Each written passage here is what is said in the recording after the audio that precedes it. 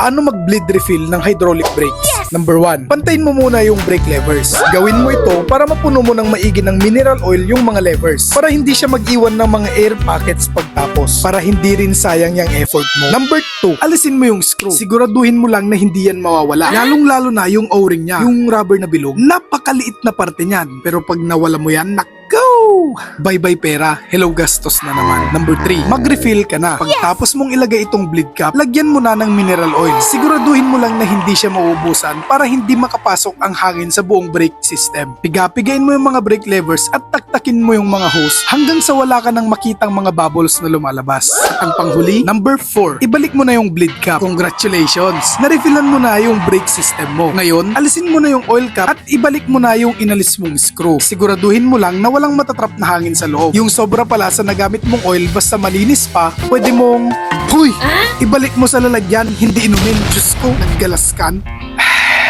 Ganito lang pala kadaling mag-bleed refill ng preno. Akala ko pag di na ako makapit, bibili na kaagad ng bago.